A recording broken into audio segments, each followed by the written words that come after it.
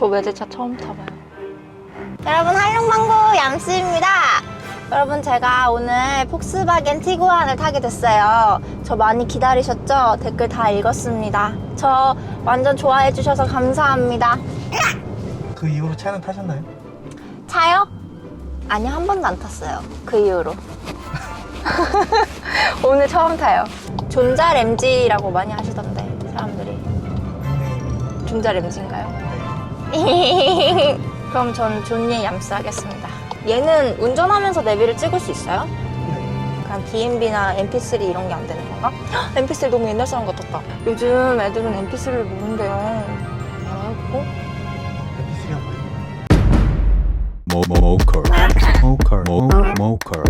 모컬. 네, 안녕하세요. 모카 김한영입니다. 올스페이스 시승하려고 했는데 폭스바겐에서 굳이 차 한 대를 더 주셔서 얌스님을 또 모셨습니다.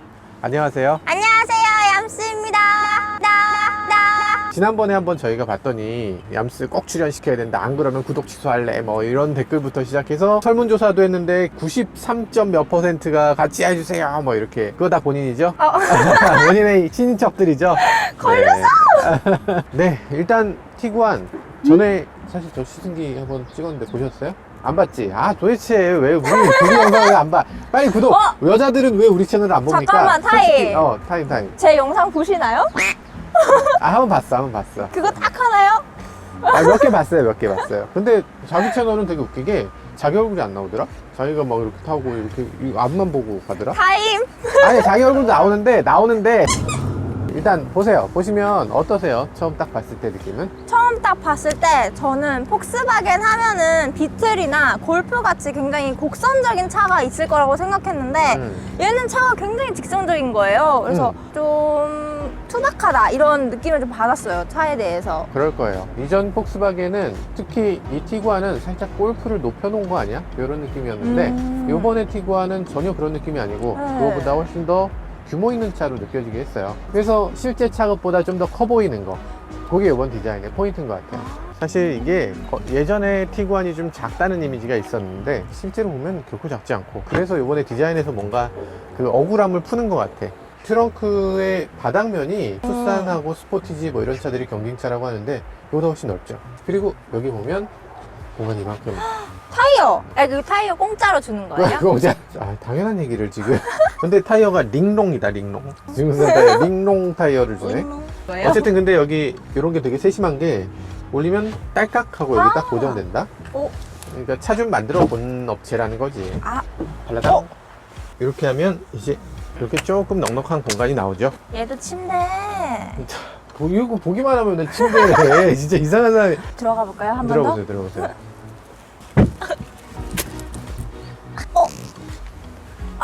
머리가 살짝 넘고 다리가 살짝 나와. 안 돼. 올게. 티구안 다 좋아.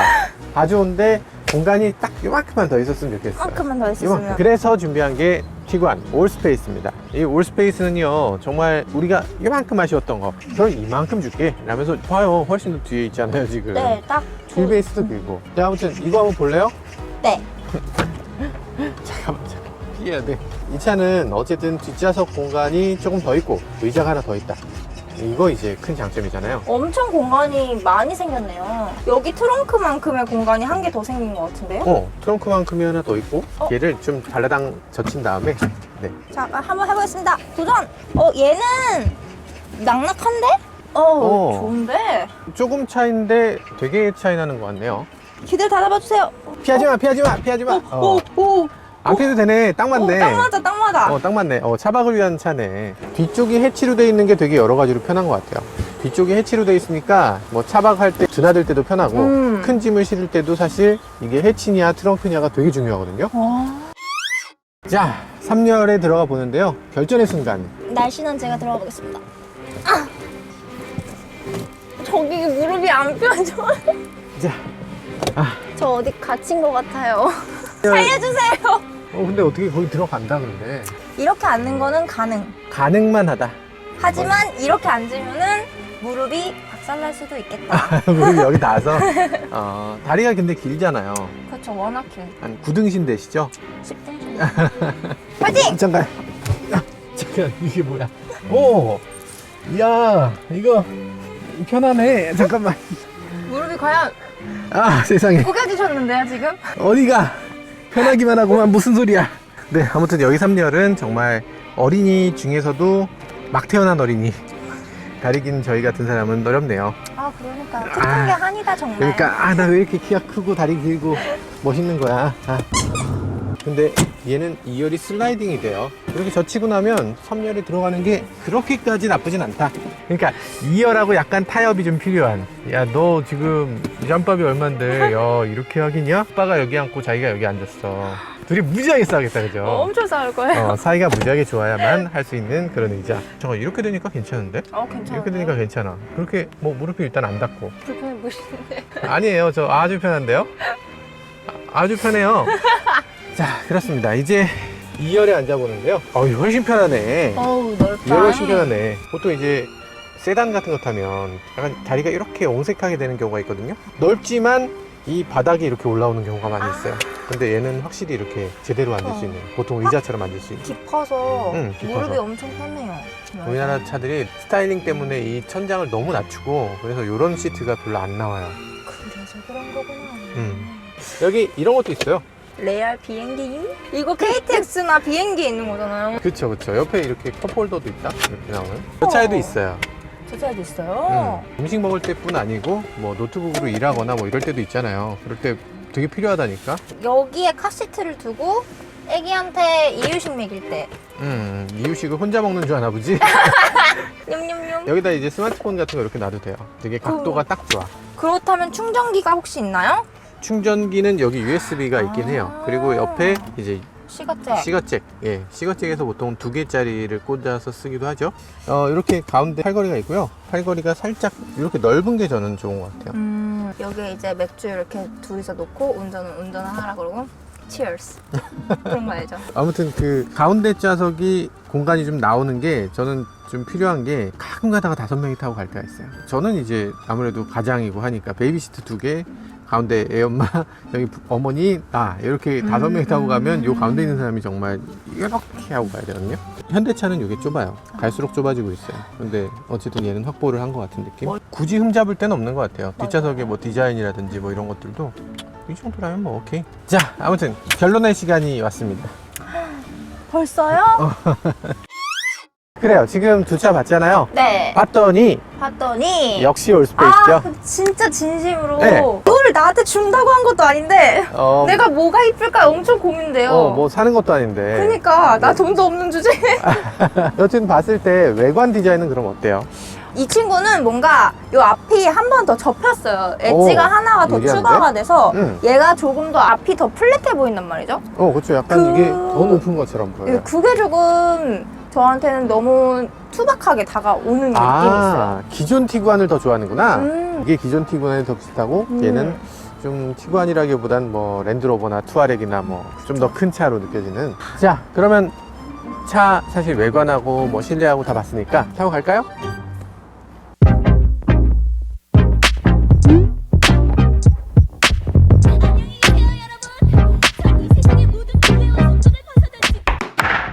오늘의 연비를 측정해 보기 위해서 한번 주행을 해 보겠습니다. 네, 어쨌든 디젤의 우수성은 연비에서 봐야 되겠죠. 연비가 과연 얼마나 될 것인가. 이 차는 7인승이잖아요 7명이 탄다면은 아무래도 좀 큰 차고 뭐 그러다 보면 연비도 조금 아쉬울 수도 있지 않을까, 이런 생각도 들어서 한번 연비 운전을 해보는데요. 지금은 시동이 꺼졌습니다. ISG가 달려 있어서요, 스스로 시동을 끈 상태고요. 일단 시간은 차 하나도 없을 때 가면은 여러분들이 평소에 다니는 그런 연비하고 굉장히 동떨어져 있을 거잖아요.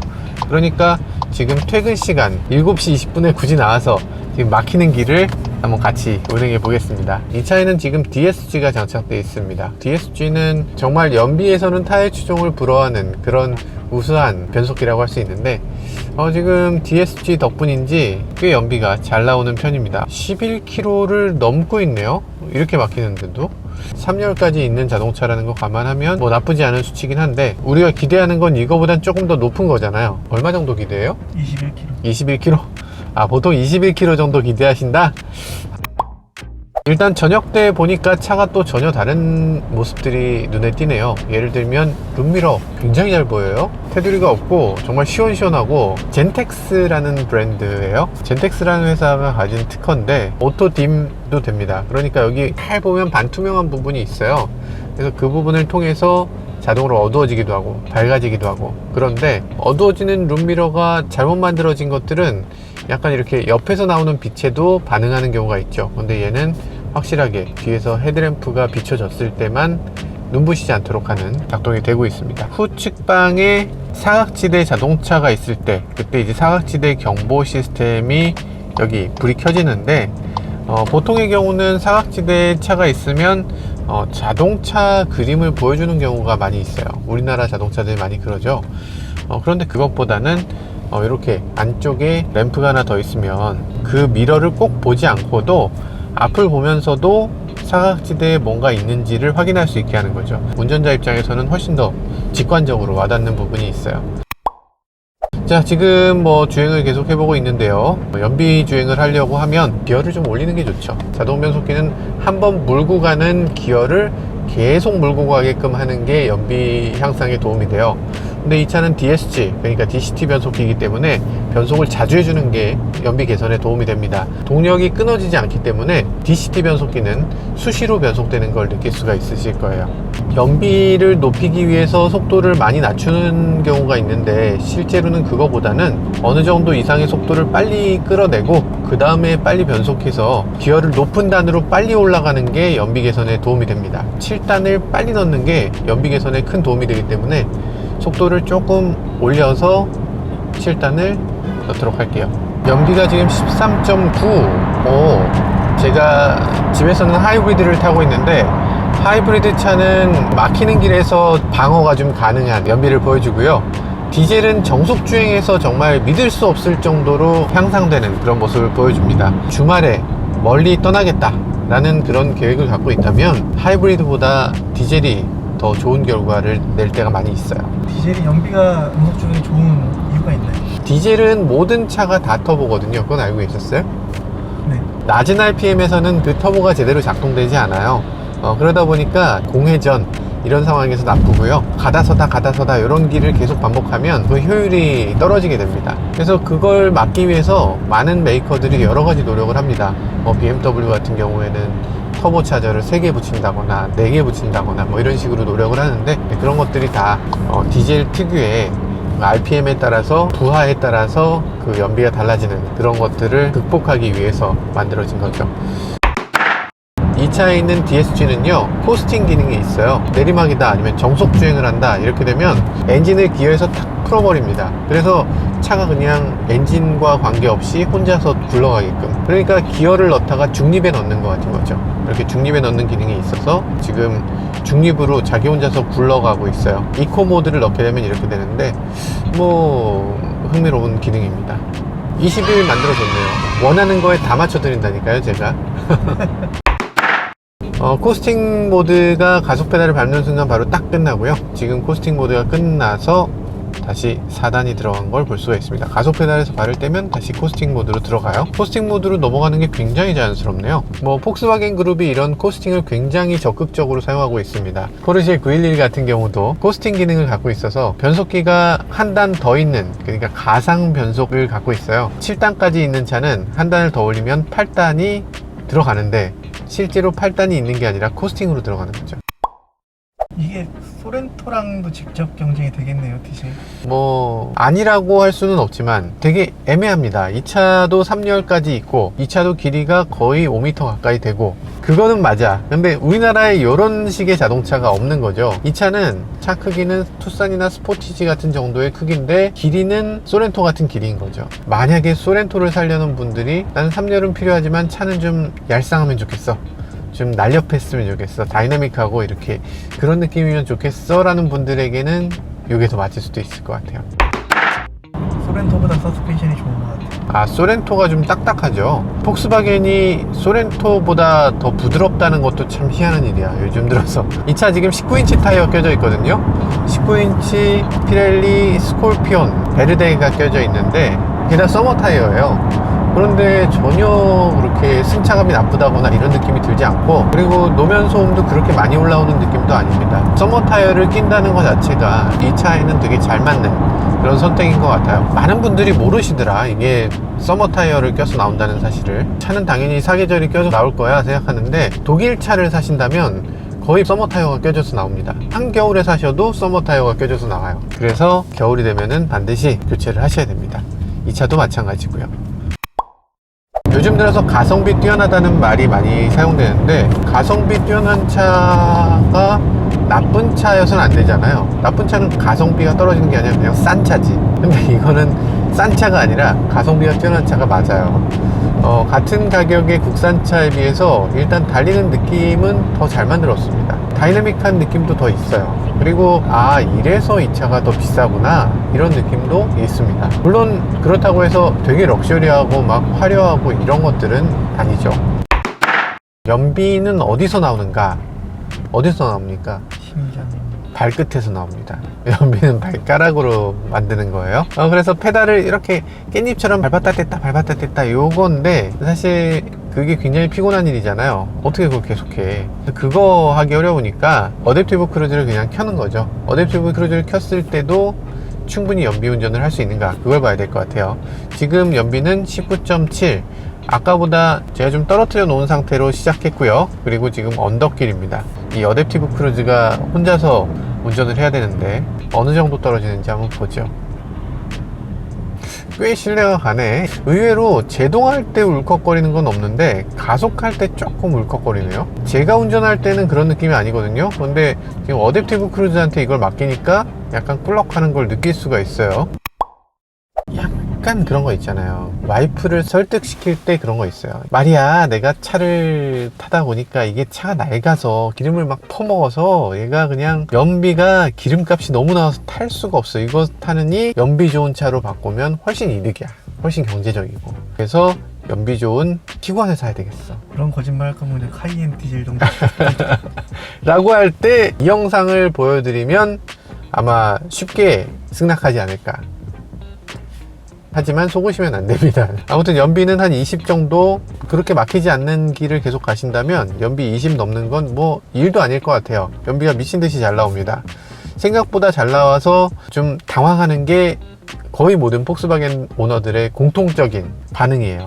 티구안 잘 나오는데 올스페이스까지 잘 나올 거라고는 예상 못했습니다. 이렇게 3열까지 있는 차가 이 정도 연비가 나올 거라고는 예상치 못했는데 생각보다 잘 나와서 굉장히 기분이 좋네요. 물론 경제적인 면도 생각해야 되지만 CO2 자체를 덜 내뿜는다는 거, 이것도 되게 중요한 문제이기 때문에 환경을 생각하기 위해서도 연비가 좋은 차를 선택하시는 게 좋을 것 같아요. 기름을 펑펑 쓰는 연비 7, 8 이렇게 되는 차를 선택하시는 건 좀 피하셨으면 하는 생각이 있습니다. 그러면 또 벨로스터엔 안 빌려주는 거 아니에요? 벨로스터엔, 벨로스터엔 왜 자꾸 벨로스터엔 얘기를 해요? 벨로스터엔은 사실 얘기가 다르죠. 그거 갖고 출퇴근한다기보다 그건 일주일에 한 2번 정도 탄다라고 하면 전체 자동차에서 차지하는 배출가스는 그렇게 많은 게 아니잖아. 저는 베렌을 사고서 팔 때 보니까 2,500km 정도 탔더라고요. 그게 되게 피곤하거든요. 베렌 되게 내가 지금 무슨 말 하는 거야? 안 태워준다고 제가 이러는 게 아니라, 베렌은 정말 타고 싶습니다. 정말 좋은 차예요.